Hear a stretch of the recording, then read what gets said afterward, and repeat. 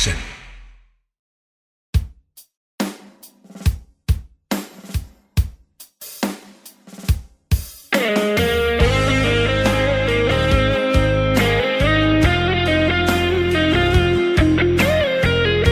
ឡើងម៉ូតូមកជួនទៅរៀនយើងអនុប្រមរៀន5ពីគ្រូ100ពេកពីងអងវលយមិនតន់ដល់កំរិតធ្វើឲ្យចិត្តអូនមិនអាណិតបងជាងសំដីបែកគ្នាមិនសមសងតែម្ដងឲ្យបេះដូងបងត្រូវឈឺខ្លោចផ្សាមនុស្សដូចគ្នាមិនដេចចាំឆក់ស្នេហ៍គេក្រែងដឹងដែរខ្ញុំនឹងនាងសង្សារមិនចង់ចាញ់ចិត្តសោះពេលគេថាជីវ៉ាចង់ប្រាប់ថាបងនៅតែគិតបារម្ភចង់រកនឹកពាក្យលយលួងគេអ្នកណាគេអាចជួយខ្ញុំបានក្រែងនាងប្រែប្រានស្ដាប់បានហើយអាណិតខ្ញុំចង់ទិញផ្កាទៅមួយឡានសំដែងពីចិត្តស្នេហ៍យ៉ាងធំហើយត្រូវនិយាយអ្វីឲ្យសមឲ្យអូនស្ដាប់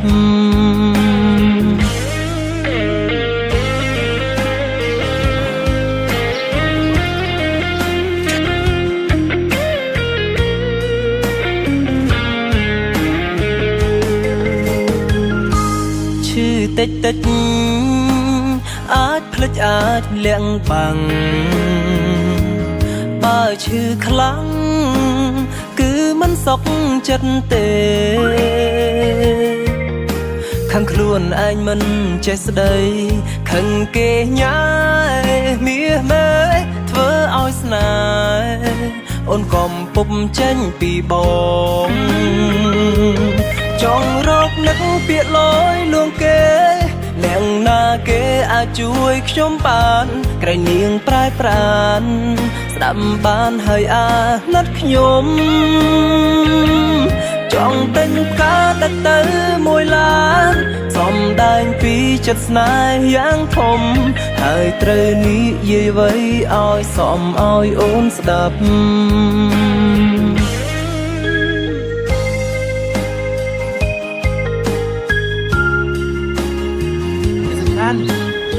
សំខាន់ទៅណានឹងជាសៀរំទៀតលើជាតែអ្នកខ្លាំង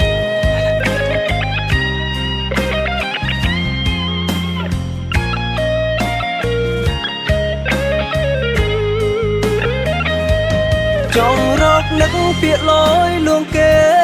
អ្នកណាគេអាចជួយខ្ញុំបានក្រែងនាងប្រែប្រានស្ដាប់បានហើយអាណិតខ្ញុំចង់ទិញផ្កាទៅមួយឡានសំដែងពីចិត្តស្នេហ៍យ៉ាងធំហើយត្រូវនិយាយអ្វីឲ្យសមឲ្យអូនស្ដាប់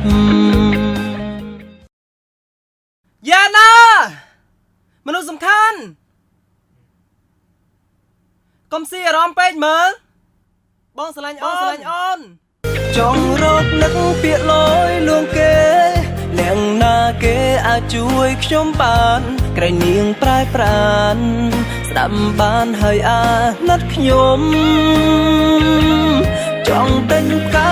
ទៅមួយឡានសំដែងពីចិត្តស្នេហ៍យ៉ាងធំហើយត្រូវនិយាយអ្វីឲ្យសមឲ្យអូនស្ដាប់ហើយត្រូវនិយាយអ្វីឲ្យសមឲ្យអូនស្ដាប់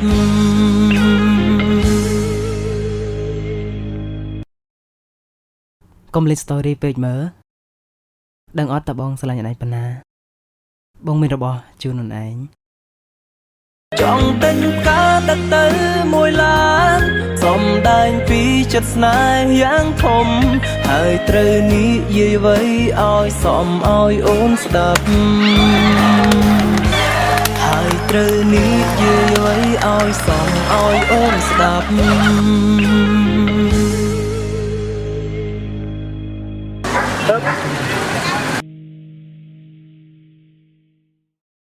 យើងជាមនុស្សប្រុសគប្បីកំប្រើសម្ដីគំរោះគំរើយគួរតែប្រើពាក្យទន់ភ្លន់ចំពោះមនុស្សស្រី